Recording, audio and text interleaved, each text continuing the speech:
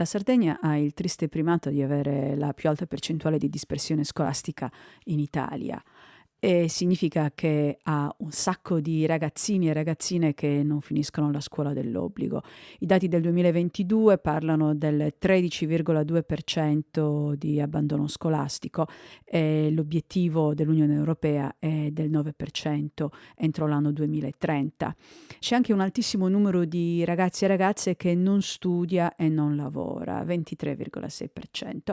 Però finora quello che ho visto fare da chi di competenza ha lasciato molto a desiderare. Non si trova il modo di invogliare i ragazzi e le ragazze a rimanere a scuola, i programmi sono obsoleti, per non parlare poi dell'edilizia scolastica, delle materie che vengono offerte, del modo in cui si offrono queste materie, spesso con insegnanti allo stremo, mal pagati, maltrattati oppure semplicemente troppo vecchi per insegnare e incapaci di acquisire le nuove tecnologie che bisogna utilizzare oggi.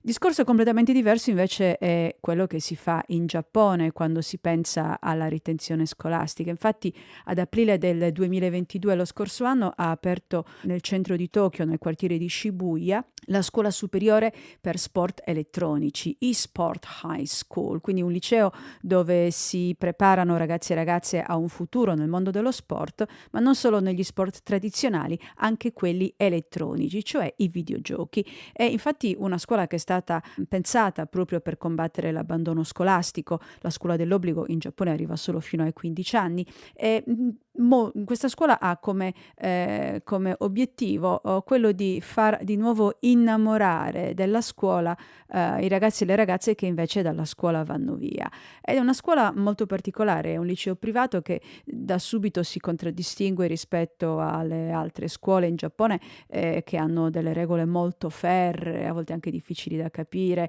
l'obbligo di indossare l'uniforme, di vestirsi in un certo modo, di pettinarsi, di comportarsi in un certo modo. Invece, ad esempio, nella eSport High School gli studenti possono andare vestiti come vogliono e hanno anche una certa libertà nell'orario di inizio delle lezioni, possono arrivare anche un po' più tardi. E oltre alle materie tradizionali si insegnano materie per giocatori professionisti, streamer, commentatori di giochi, programmatori, scrittori, analisti di giochi. Insomma, è un liceo altamente specializzato che prepara giovani al futuro di quello che sarà il mondo del lavoro e, come dico spesso, i mestieri che faranno i nostri figli e i nostri nipoti ancora non hanno nemmeno un nome. E anziché demonizzare i giochi elettronici e i videogiochi, in Giappone da queste cose qua si ricavano lavori per il futuro. Dovremmo imparare, no?